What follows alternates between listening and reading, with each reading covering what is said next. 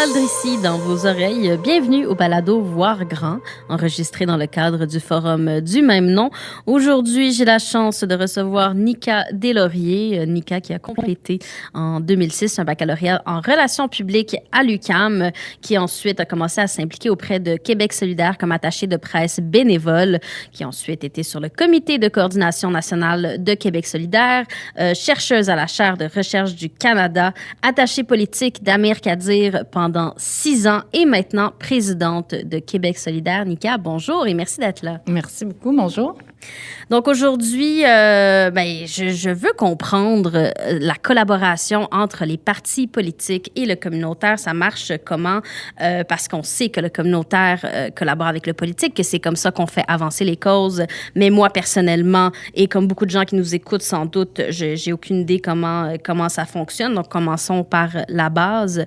Comment ça collabore, ça, en hiver? Un parti politique et le communautaire. Ben, en fait, ça collabore d'autant de façon qu'il y a de groupes communautaires. La réponse est déjà plutôt variée. Il y a tellement de dossiers dans le communautaire, puis il y a tellement de dossiers au niveau politique, fait qu'il n'y a pas une seule façon de collaborer. C'est sûr que je pense qu'il y a beaucoup de... Je sais pas si c'est des préjugés ou des craintes de collaboration. Il y a toujours des craintes que ça va tomber dans la partisanerie, on veut pas se coller à un parti politique, mais au niveau local, c'est beaucoup plus facile, la collaboration, parce que tu es un groupe communautaire qui travaille dans X domaine, tu as ton député. C'est ton député, c'est lui qui te représente à l'Assemblée nationale. Fait que la crainte d'aller consulter l'équipe du député est pas aussi présente que pour des regroupements nationaux, par exemple. Au niveau de la circonscription, tu t'adresses à ton député, à son équipe, puis tu fais progresser X dossiers, que ce soit pour une relocalisation. Il y a tellement de raisons de consulter un député, là, je pourrais pas entrer là-dedans, mais au niveau local, il y a moins d'enjeux. Il y a des tables d'élus, il y a déjà des représentants du municipal, du fédéral, du provincial qui sont là. Fait que c'est pas aussi évident que ça tombe dans la partisanerie. C'est plus on fait avancer les dossiers de la circonscription. C'est plus quand on arrive au niveau national, là, ça devient un petit peu plus compliqué parce que on ne sait pas toujours, premièrement, à qui s'adresser pour faire progresser les dossiers au niveau de l'Assemblée nationale. Et c'est là, je pense qu'il y a plus de crainte de s'associer à un parti politique puis d'avoir une étiquette qui dirait que tu appuies tel ou tel parti. Fait que la collaboration, en fait, elle est là depuis toujours parce qu'il y a des partis politiques qui ont les mêmes préoccupations que le communautaire. Un parti politique, c'est juste un autre véhicule pour faire progresser souvent le même genre de préoccupations ou le même genre d'enjeux. C'est juste que les politiciens ne sont pas nécessairement sur le terrain auprès de la clientèle directement. Là, les services, on s'entend que c'est les groupes communautaires qui les donnent. Mais il peut y avoir des collaborations sur tellement d'enjeux. C'est pas toujours pour des projets de loi. C'est tellement différent en termes de besoins au niveau d'un groupe qui a besoin, par exemple, je sais pas, il y a tellement d'affaires, qui veut être reconnu pour avoir accès à une subvention. Ça peut se faire juste avec un attaché politique, mais qui veut influencer un projet de loi pour que la loi change pour tous les groupes communautaires ou pour faire progresser les politiques publiques dans un sens qui avait jamais été exploré avant. Ça se fait vraiment avec l'équipe de l'Assemblée nationale. Mais à ce moment-là, est-ce qu'il faut, parce que là, justement, chaque groupe communautaire a sa cause qu'il défend, qu'il veut faire avancer, est-ce que ça devient difficile pour un parti politique de répondre à tous ces besoins-là qui sont différents comme on fait? Est-ce qu'il y a comme une façon plus générale de fonctionner pour approcher cette collaboration-là? Bien, c'est sûr que dans le communautaire, quand même, ça fait longtemps qu'il y a des regroupements. Là. Il y a par secteur, souvent. Fait que ça, c'est vraiment... Ça facilite le travail parce qu'effectivement, je pense que 4000 groupes communautaires, à un moment donné, ça se peut pas que chaque groupe fasse ses démarches de façon individuelle. Là. Mais c'est sûr que de travailler par regroupement, ça facilite la chose. Puis, par exemple, souvent, les groupes communautaires de partout à travers le Québec portent les mêmes préoccupations, si on veut. Pour donner un exemple, juste les groupes en logement, c'est quand même similaire, les préoccupations des groupes de logement de Montréal que de Québec, que des autres grands centres. Puis c'est sûr qu'ils sont capables de faire du travail de collaboration pour qu'en bout de ligne, quand, par exemple, Andrés dépose un projet de loi pour le contrôle des loyers, mais ça répond aux besoins de l'ensemble des groupes qui travaillent en logement à travers le Québec. C'est pas juste le groupe communautaire du comté d'Andrés qui avait ce besoin-là. Les besoins plus locaux, c'est là que, quand c'est un organisme du comté, ça se fait de 1 à 1 avec l'équipe puis le groupe communautaire. Mais quand c'est vraiment des préoccupations qui rejoignent l'ensemble des Québécois et des Québécoises, ben là, c'est sûr que ça se fait par regroupement, sinon... Mais ça pourrait se faire juste par un groupe qui a une revendication vraiment spécifique. Là, je pense à la modification de la loi pour les enfants trans. C'est pas un enjeu qui est porté par 4000 groupes, par exemple, mais ça peut remonter de toute façon par Manon qui l'amène à l'Assemblée nationale puis que ça vient changer un projet de loi. Fait qu'il n'y a pas une seule façon de travailler, mais c'est sûr que par regroupement, ça l'aide. Puis tu as des responsables au niveau de la santé dans toutes les partis politiques, tu as des responsables au niveau du logement dans toutes les partis politiques. C'est des portes d'entrée. Il y a en quelque sorte des recoupements dans les regroupements qui font que il y a certaines causes qui sont défendues par plusieurs organismes, plusieurs regroupements. Il y en a d'autres qui sont, entre guillemets, plus nichés sans être moins légitimes. Mais est-ce que, à quelque part, au niveau politique, ça devient difficile d'attribuer des ressources ou de décider d'appuyer telle ou telle cause communautaire sans tomber dans une espèce de hiérarchisation? Bien, c'est sûr qu'il y a toujours... malheureusement, je pense qu'il y a toujours, veut pas, une hiérarchisation de qu'est-ce qu'on va porter en tant que député. Là, parce que moi, je porte pas nécessairement... je les porte à Québec solidaire, mais c'est vraiment par nos députés qu'on amène les préoccupations plus spécifiques. Fait que c'est sûr qu'il y a une hiérarchisation, veut pas, comme le projet de loi d'Andrés, c'est sûr que ça tombe dans les cordes de Québec solidaire. C'est une de nos priorités, tu sais, le logement. Fait que c'est sûr qu'à ce moment-là, Andrés a priorisé ça. C'est une demande qui vient du terrain, mais que lui a porté de l'avant. Fait que c'est sûr que quand c'est des députés qui eux-mêmes font les démarches, ça vient évidemment des priorités de Québec solidaire. Je vais pas faire semblant que c'est pas ça. Tu sais, on a... nos priorités politiques, mais c'est pas parce qu'on a cet aspect-là qu'on peut pas accompagner les groupes qui, eux, veulent faire pression pour leur propre truc. Sauf que de toute façon, quand il y a des projets de loi, il n'y en a pas 50 en même temps des projets de loi. Fait qu'on travaille à l'Assemblée sur un seul projet de loi dans une commission. Fait qu'à ce moment-là, c'est sûr que la hiérarchisation n'est pas vraiment difficile à faire dans le cadre des représentations qu'il y a à faire parce qu'on va traiter, par exemple, de logement, encore une fois, parce que c'est facile. Là. Si au niveau de la commission, c'est de ça qu'on parle, bien, les groupes qui vont venir, c'est de ça qu'ils vont parler. Ça va être juste à ce moment-là de permettre à tout le monde de pouvoir s'exprimer puis d'influencer le résultat. Là. Puis qu'est-ce qui fait qu'une collaboration entre le communautaire et le politique est fructueuse? Bien, je pense que il y a plusieurs façons que ça le soit.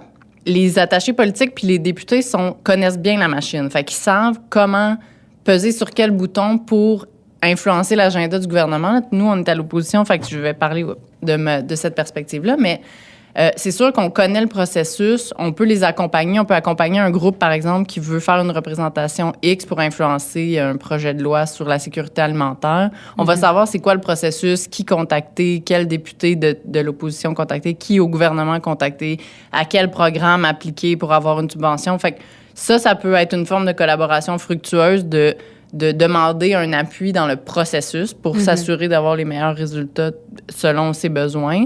Mais ça pourrait aussi être vraiment une collaboration fructueuse sur un amendement qu'on veut faire dans un projet de loi pour venir modifier tel article dans un projet de loi. On pourrait avoir les mêmes besoins en termes politiques qu'en termes des groupes qui veulent influencer spécifiquement. Puis, tu sais, des fois, c'est des petites choses, là. Fait que ça aussi, ça peut se faire en collaboration. Les groupes viennent faire leur représentation politique pendant les instances ou font d'autres types de représentations. Puis le député qui est à la table de la commission fait les mêmes représentations puis apporte les mêmes représentations autour de la table. Fait que ça, c'est d'autres types de collaboration, dans le fond, qui fonctionnent. Puis ça peut aussi être des fois juste du 1 à 1 que un groupe ou un regroupement a besoin de parler au ministre ou pour X raisons, puis ça peut se faire dans les corridors, ils se parlent entre eux, puis ils disent hey, le RIOC, par exemple, m'a contacté puis il a besoin d'aide. Est-ce que tu pourrais regarder qu'est-ce qui est possible de ton côté? Fait que c'est pas toujours dans des processus formels. Des fois, ça se fait vraiment plus dans l'informel, mais ça peut se faire, c'est ça, à plusieurs niveaux. Est-ce qu'il y a des fois, il y a des défis de communication entre le communautaire, puis le politique?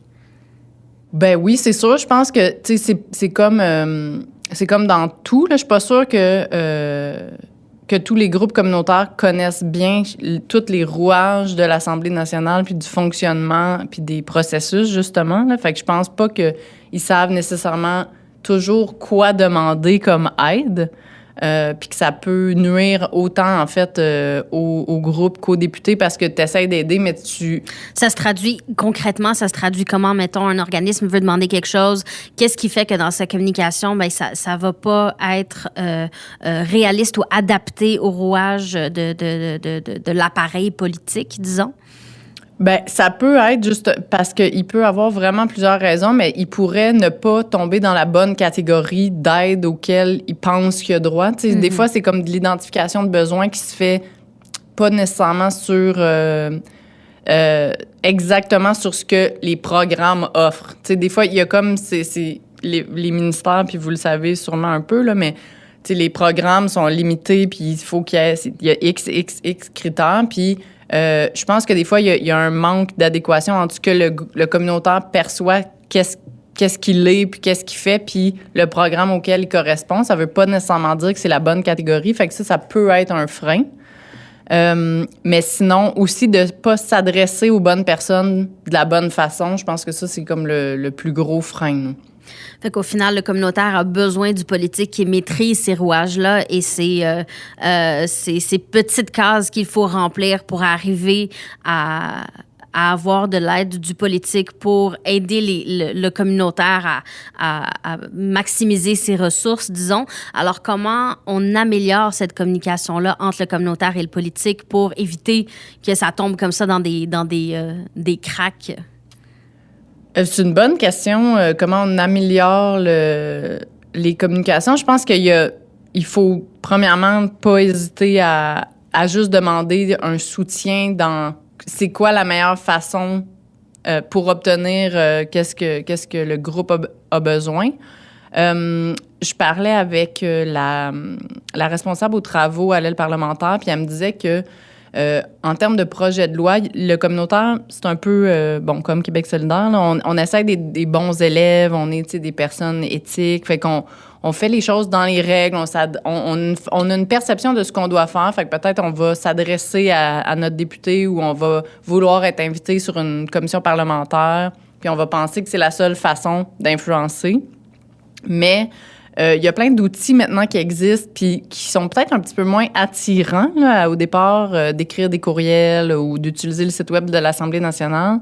Mais puis le communautaire le fait pas beaucoup. Je le dis parce que c'est quelque chose qu'on a remarqué. Mais quand on veut influencer sur une commission, les groupes là, de pétrolières puis les groupes de propriétaires, ils n'hésitent pas, eux, à envoyer sur les secrétariats de commission plein de courriels, puis ces courriels-là sont automatiquement transférés aux membres des commissions. Fait qu'il n'y a pas de filtre, il n'y a rien. C'est vraiment la préoccupation est envoyée au secrétariat de la commission, puis c'est tout de suite transféré à l'ensemble des membres. Fait que tous les députés le reçoivent. Puis c'est vraiment pas un outil qui est beaucoup utilisé comme si on pensait que il fallait absolument faire une sorte de représentation. Puis je pense que on a travaillé comme ça dans le communautaire avec le politique. Tu sais, la responsabilité est peut-être partagée. On a toujours eu une façon de travailler on parle aux députés, on essaie de se faire inviter sur la commission parlementaire, mais il y a maintenant des outils qui sont moins utilisés, mais qui sont plus efficaces parce qu'ils sont pas filtrés puis que tout le monde a accès à l'information puis que, comme je le répète, la majorité des groupes voyons comment j'ai perdu le mot là, mais des chambres de commerce n'hésitent pas là, à utiliser ça tout le temps. Fait que les députés sont habitués de recevoir des courriels, c'est juste qu'ils reçoivent plus un type d'information puis d'influence que des gens du communautaire par ces outils-là. Fait que c'est quelque chose à développer. C'est nouveau là, dans les dernières années, ça s'est développé. Fait que c'est sur la communication de ça, je pense que il y aurait intérêt, en fait, à donner des formations aux gens du communautaire sur comment utiliser plus adéquatement les outils de l'Assemblée nationale. Là, c'est sûr que pour... Ça semble banal, les courriels. Vraiment. Je veux dire, c'est drôle que c'est ça. Je me dis, si les pétrolières, etc., utilisent ces moyens-là, c'est qu'ils savent qu'ils fonctionnent. Exact. Et c'est des moyens facilement accessibles à tout le monde. Donc, on peut pas dire que le communautaire n'y a pas accès. Mais est-ce qu'une partie de ça vient du fait qu'on n'a pas l'impression que ça va avoir un effet, que c'est pas un lien direct avec nos députés?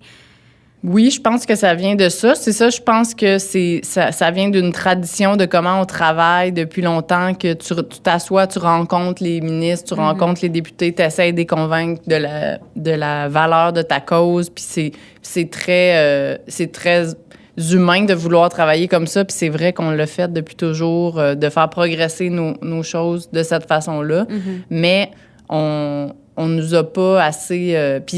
mais c'est comme ça toujours partout, là. C'est juste qu'on sait pas la valeur des outils qui existent. Puis, souvent, ils sont créés pour faciliter ce genre d'affaires-là. C'est juste que personne s'en parle, personne le diffuse. Puis, finalement, ça reste que, quand il y a certains groupes qui apprennent que c'est la meilleure façon, ben eux, ils l'utilisent. Puis, je pense que ça n'a pas encore été diffusé de façon adéquate parmi les groupes communautaires. Fait que espérons que ça pourra s'améliorer, là, mais il y a certainement du travail à faire pour... En même temps, les courriels, c'est très 2010. Est-ce qu'on peut envoyer des Snapchat, Instagram? Oui, mais l'Assemblée nationale, en termes d'outils informatiques, c'est très 2007, je dirais. Oui, c'est ça. Ben, c'est ça, déjà, courriel, je trouve que c'est pas pire, étant donné qu'on en est encore au fax dans tout le système de santé. Exact. Donc, hein? Question peut-être plus difficile pour quelqu'un qui est en politique. C'est quoi les préjugés qui sont fréquents dans la classe politique à l'égard des groupes communautaires? Bien, j'ai pensé quand même pas mal à cette question-là. Puis l'affaire, c'est que je peux pas répondre pour les gens qui s'impliquent dans d'autres partis. Moi, à Québec solidaire, quand tu t'impliques à Québec solidaire, moi, je suis là depuis 2006. Là, les gens du communautaire, c'est notre gang. C'est nos membres, c'est les gens qui se sont impliqués. Fait que les préjugés des membres de Québec solidaire envers, puis ça inclut les députés, là, quand t'as Françoise David à la tête de ton parti, tu sais, t'as pas... Rendu là, c'est des préjugés internalisés, mettons? Ben, quasiment, tu sais, dans le sens où c'est presque des préjugés positifs, là, parce qu'on sait que c'est des gens sur le terrain, pas mal plus que les gens de la classe politiques qui sont déconnectés puis qui sont juste dans le milieu des avocats. C'est sûr que ça fait partie de notre ADN. Fait que je peux pas trop parler des préjugés en général, mais je pense que, tu sais, souvent, il y a peut-être puis ça, c'est vraiment les préjugés plus globaux, là, mais tu sais, que ça peut être broche à foin, que c'est mal organisé, que ce genre d'affaires-là qui circulent quand tu connais pas le communautaire, en fait, là, je pense que c'est vraiment juste des choses qui ont pu se dire, je sais même pas exactement à quel moment, mais tu sais, peut-être la tradition des hippies, là, je sais pas trop, tu sais, j'essaie de réfléchir à comment est-ce que ça a pu se développer, là, mais tu sais, le monde du communautaire qui sont toutes fleurs bleues, un peu les mêmes affaires que sur Québec solidaire. Oui, un peu les lunettes roses et tout ça, puis à Ouais. l'inverse, est-ce que vous pensez que dans le communautaire, il y a des préjugés par rapport à la classe politique? Oui, puis il y en a qui sont fondés, tu sais. Lesquels? Je pense qu'il y en a qui sont réellement fondés sur le fait de la déconnexion, là, tu sais, c'est pas pour rien quand même qu'il y a des partis comme Québec solidaire qui sont nés, c'est parce que justement, il y avait vraiment une grande déconnexion entre les gens de la classe politique puis le milieu sur le terrain. Puis moi, je le vis par des gens qui me disent « Ah, mais qu'est-ce que ça prend si je veux m'impliquer en politique? Tu sais, j'ai pas une carrière d'ingénieur ou d'avocat ou de... » Fait qu'ils ont comme... Il y a certaines personnes qui ont une perception que pour faire de la politique, il faut que tu ailles fait... C'est un peu classiste. Ouais, c'est ça. Puis qu'il faut que tu ailles une profession libérale, tu sais, quand, au contraire, tu veux des gens qui connaissent le terrain. Fait que c'est sûr qu'il y a des préjugés de déconnexion qui sont réalistes à certains moments, là, puis tu sais que... Il y a aussi beaucoup de gens, je pense, qui n'ont jamais mis les pieds dans des organismes communautaires qui sont députés, là, bien honnêtement. Ben, une fois que tu es député, tu y vas beaucoup, là, mais puis tu apprends à les connaître, je pense, puis à les respecter à leur juste valeur. Là. Mais sinon, tu sais, le politique, je pense qu'il y a des préjugés de déconnexion qui sont peut-être un peu les mêmes qu'envers l'académique. Là, tu sais, dans le sens où c'est une tour, tu sais, l'Assemblée nationale, c'est quand même un espace fermé qui est particulier. Là. Tu sais, la période de questions, puis tout ça, c'est très institutionnel. Puis tout le processus qui entoure chaque journée à l'Assemblée, c'est très cadré. Tu sais, c'est pas très en lien avec le monde sur le terrain. C'est ça, on est vraiment plus dans le protocole. Exact. Fait que c'est sûr que c'est peut-être des préjugés, mais qui ont un peu aussi une vraie résonance quand que tu mets les pieds à l'Assemblée nationale. C'est quand même... Il n'y a pas beaucoup d'espace là, pour dévier du protocole, là, justement. Je pense que le mot déconnexion n'a jamais autant été utilisé pour parler du politique que depuis le début de la pandémie. À plusieurs niveaux, on a accusé la classe politique d'être déconnectée de la réalité des citoyens, de la réalité des groupes communautaires, etc. Donc, c'est quoi le rôle d'un parti d'opposition pendant la pandémie, quand il y a justement un accent encore plus grand qui est mis sur cette déconnexion-là? Oui, bien, c'est sûr que nous, depuis le début, puis je peux plus parler pour Québec solidaire, là, je ne sais pas exactement au quotidien qu'est-ce que les libéraux puis le PQ ont fait. Je le sais globalement, mais c'est sûr que nous, il y avait, depuis le départ, un travail avec les groupes communautaires pour s'assurer qu'il n'y a personne qui tombe dans la craque puis que les ressources sont là pour le monde sur le terrain. Parce que je pense que c'est une des choses que la pandémie a révélé rapidement, c'est que les travailleurs essentiels, les travailleuses essentielles, c'est aussi le communautaire. Ça a été rapidement là, un gros constat que la rupture de service n'est pas possible là, pour les gens qui ont besoin de manger puis qui ont besoin de se vêtir puis qui ont besoin de payer leurs affaires. Là. Fait que nous, tu sais, depuis le début, on a beaucoup mis de travail sur la sécurité alimentaire. Ça a été un des gros dossiers qu'on a porté avec les groupes, évidemment, mais pour s'assurer qu'il y a une bonification des subventions à ce niveau-là pour que vraiment personne manque de nourriture dès le début puis que les groupes puissent assurer un service continu. Tu sais, il y a vraiment eu un gros travail qui a été fait dans tous nos comtés sur la question de la sécurité alimentaire. Et donc, aussi sur le gouvernement. T'sais, quand on les rencontrait, on leur parlait de ça. Puis il y a du travail de collaboration qui a été fait, par exemple, avec le RIOC, là, comme je le disais, sur la bonification des subventions liées à la sécurité alimentaire spécifiquement. Mais plus récemment, il y a toute la question de l'itinérance où je pense que c'est la plus grande déconnexion qu'on a vue. C'était la déconnexion du gouvernement Legault par rapport aux itinérants puis au couvre-feu, tandis que des gens comme Alexandre Leduc puis Manon, qui, dans leur comté, ont beaucoup de personnes qui vivent en situation d'itinérance, mais qui ont aussi beaucoup de groupes qui travaillent aux côtés des personnes en situation d'itinérance. Ça faisait aucun sens. C'était juste... Tout de suite, la déconnexion était tellement grande qu'on a commencé à faire des représentations. Puis malheureusement, il a fallu qu'il y ait un jugement. C'est même Exactement. Ça a pris plusieurs semaines pour arriver là. Donc là, je me demande, est-ce que malgré tout, parce que là, donc il y a eu une présence et une écoute des groupes communautaires, mais est-ce que c'était facile pour les groupes communautaires dans une situation de crise où tous les politiciens sont dans un état d'alerte, disons? Est-ce que c'était facile pour les groupes communautaires d'entrer en contact avec les députés, avec les membres de l'Assemblée nationale et de vraiment témoigner de ce qui se passe sur le terrain? Mm-hmm. Je pense que c'est jamais facile d'entrer en contact avec les membres du gouvernement depuis un long moment, là, surtout pour des groupes qui, justement, ont peut-être... parce que, tu sais, on parlait des préjugés tantôt, mais je sais pas exactement ce que les gens de la CAQ ont comme préjugés envers les groupes qui travaillent en itinérance, mais visiblement, ils doivent en avoir parce que... Au minimum des angles morts. Parce que l'écoute était pas là, tu sais, parce que c'est pas comme nouveau ce que les groupes du terrain nous disaient, mais c'est sûr que... c'était pas difficile parce que là, c'est sûr que quand tu as une personne comme Manon qui, dans son comté, a plein de groupes qui travaillent en itinérance, l'écoute n'est pas difficile. Là, c'est des contacts, j'allais dire quotidiens, mais tu sais, à la limite hebdomadaire. Le téléphone, il est là, puis les gens se connaissent par leur nom, puis ils travaillent ensemble. Puis, tu sais, fait que c'est sûr qu'à ce niveau-là, ça, c'est pas du tout un frein. Mais après ça, on a vu que ça n'a pas fonctionné. Ouais. Dans le sens que l'écoute était là de la part de Manon, puis potentiellement même de la part des chefs des autres partis, mais c'est pas parce que Manon dit à François Legault ça marche pas, là. En itinérance, là, on passe à côté, que ça a un impact positif. Ça n'a pas fonctionné dans ce cas-ci. Pour la sécurité alimentaire, on a réussi à avoir des choses, mais c'est quand même difficile quand tu es dans l'opposition. C'est sûr que si tu réussis à convaincre les membres du gouvernement, des ministres, des gens dans le caucus de François Legault, c'est plus facile.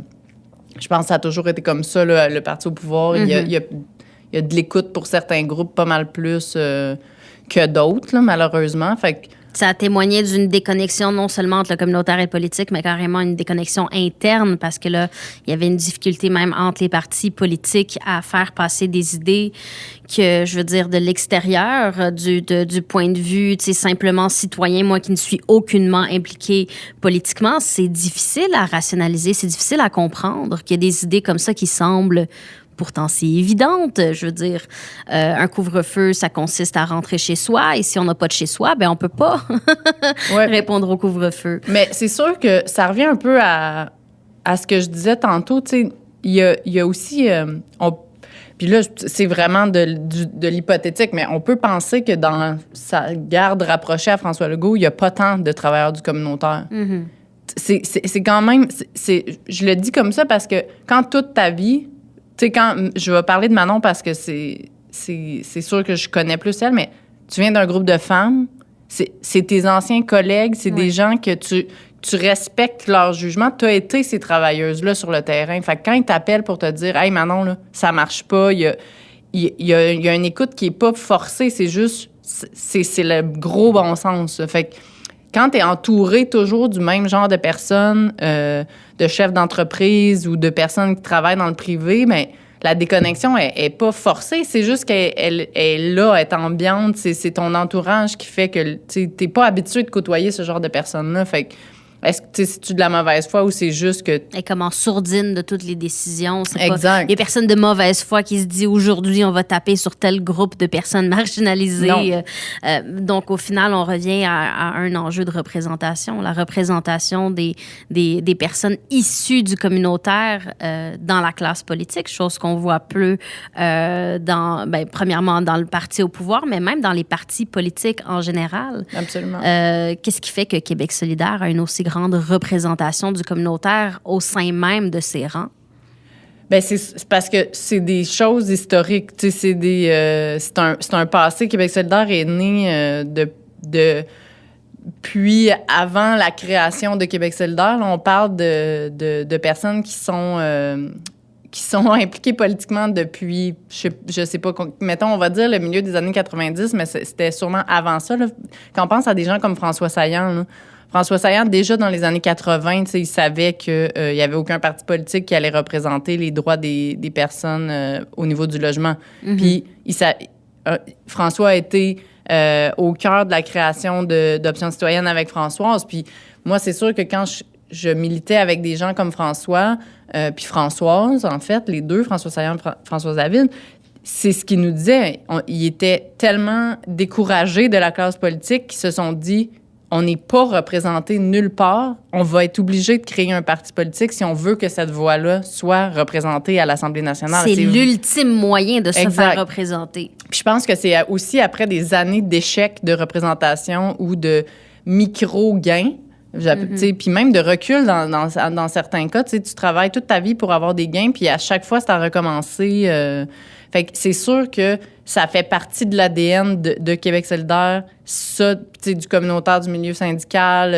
On a des professeurs, on avait un médecin spécialiste. C'était pas juste des personnes du communautaire, mais c'est quand même valorisé d'avoir ces gens-là au sein de Québec solidaire, des gens qui ont un vécu terrain puis qui savent un peu plus qu'est-ce que ça prend pour répondre aux besoins du monde sur le terrain, plus que juste de tes amis qui sont patrons. Ça a servi finalement à comme construire un pont entre le communautaire et le politique? Oui, je pense que oui. C'est sûr que ça, c'est comme un peu le diable, là, le politique, dans certains cas, dans le sens où il y a une pureté peut-être un peu au communautaire où t'es en train de donner un service, t'es tout près de la population. C'est un service direct. Exact. Puis c'est essentiel, puis c'est vraiment plus concret comme service. T'sais, t'es pas en train de travailler sur des virgules justement sur un projet de loi. L'impact peut avoir l'air plus éloigné de ce que les gens ont vraiment besoin, mais c'est sûr que en étant en l'opposition, c'est pas facile de faire des gains non plus. Fait qu'on peut avoir l'impression que c'est du travail qui est pas super utile, mais on peut faire une grande liste de choses que Québec solidaire a réussi à gagner ou des gains qu'on a réussi à faire à l'Assemblée nationale, même si on dépose des projets de loi qui sont jamais appelés. Je pense que des fois, on met dans l'espace public des choses que les gens ont besoin d'entendre, puis que si on n'était pas là, ils en entendraient juste pas parler. Et le communautaire et les mouvements sociaux, ce sont deux choses qui se nourrissent les unes des autres. C'est quoi les mouvements sociaux qui propulsent pas seulement l'espace public, le communautaire, mais c'est quoi les mouvements sociaux qui sont au centre de nos intérêts en ce moment?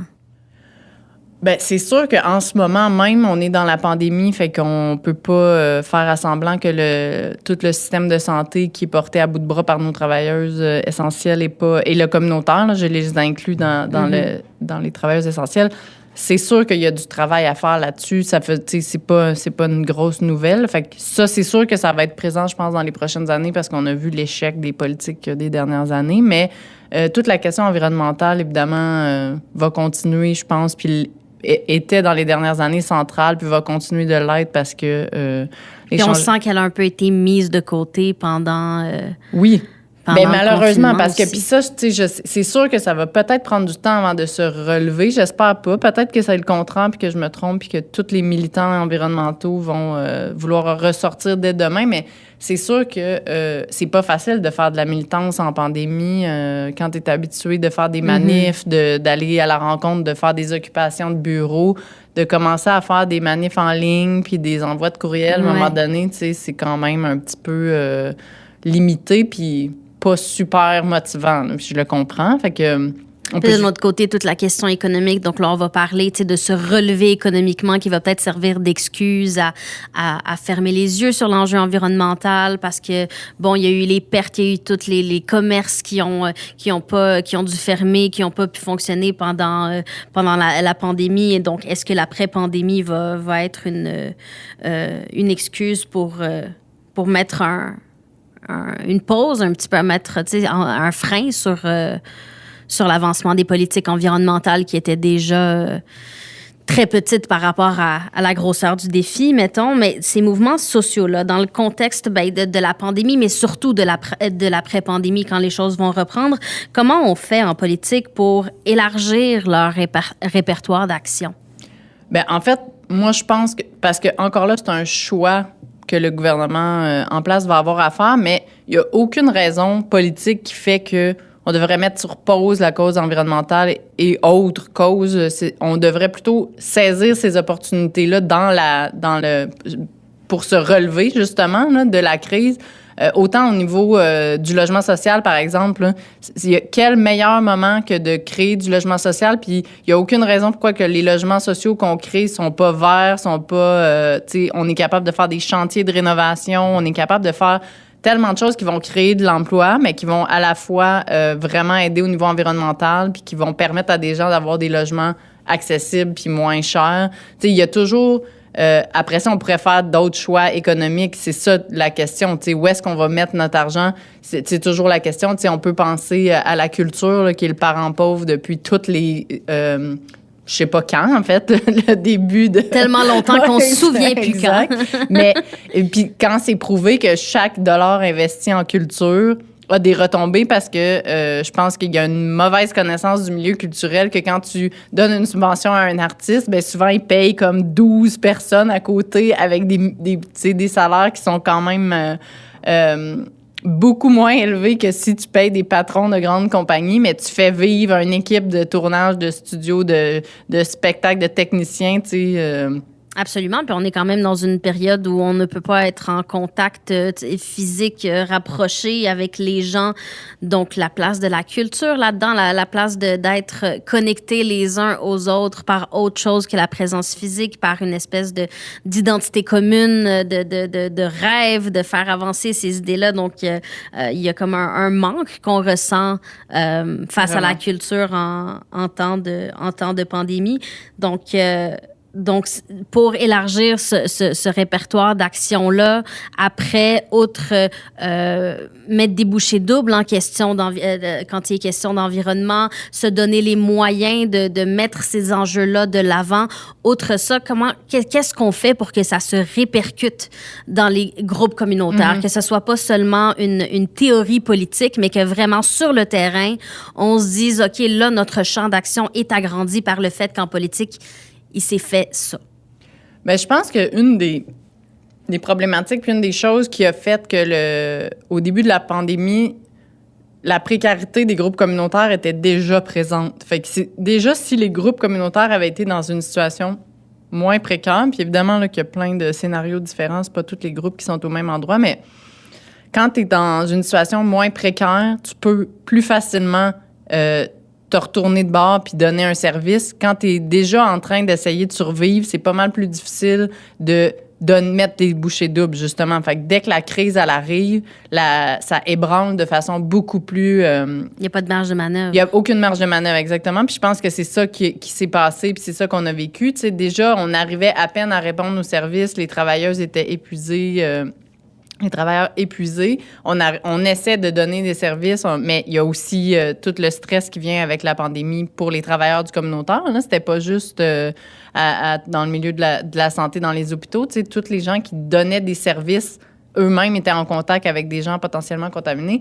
Tout ça pour dire que quand tu as déjà des fondations plus solides, tu es beaucoup plus en mesure de répondre à une crise qui arrive. Fait que je pense que si on utilise l'après-pandémie pour faire vraiment un travail où on essaye que nos groupes communautaires soient moins en situation de précarité, puis qu'on les stabilise, puis on les pérennise dans le temps, bien, on se donne collectivement des moyens de faire face à plein d'autres situations, puis de se soutenir collectivement aussi, là, parce que c'est une des choses que le communautaire fait, c'est de soutenir la collectivité, puis de pallier à plein d'affaires qui sont pas pris en charge dans d'autres secteurs. Et qui sait peut-être être prêt si jamais il y a une nouvelle crise, à y faire face d'une façon avec plus de ressources, avec plus de moyens.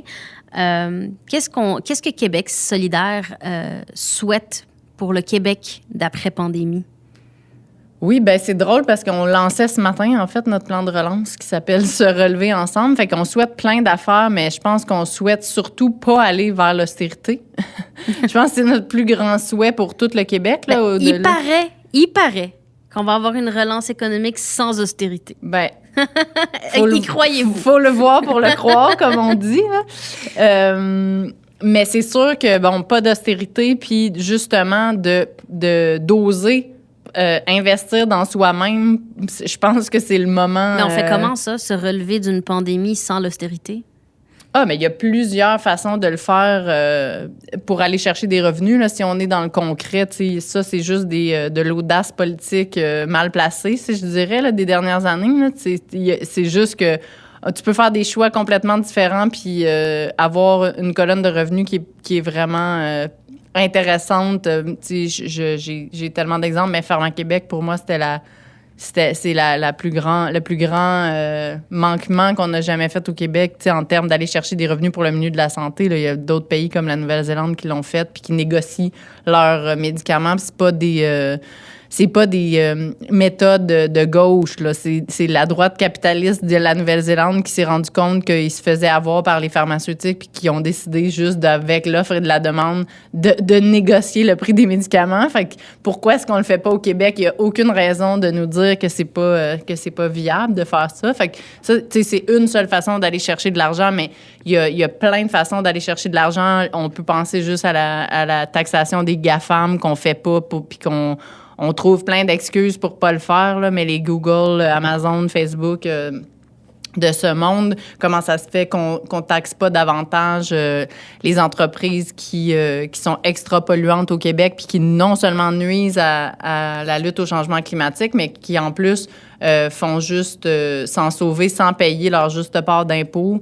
Il y a vraiment plusieurs façons d'aller chercher de l'argent. C'est juste que c'est pas des méthodes traditionnelles que les gouvernements ont eues dans les dernières années. Mais ça, c'est sûr que c'est pas la partie dont on parle dans le quotidien. Là, c'est plus, on veut avoir des services pour que nos Ça, c'est ce qu'on considère être les technicalités, mais quand même, notamment par rapport aux pharmaceutiques, je pense que ça a été une prise de conscience pour le Québec de réaliser qu'on a ces moyens-là, mais qu'on ne les prenait pas et qu'on se retrouve dans une situation de crise où on n'a pas les moyens qu'on aurait pu se donner. Donc, quelles autres, pour terminer, quelles autres réalisations, quelles autres leçons on a tirées politiquement de cette pandémie-là?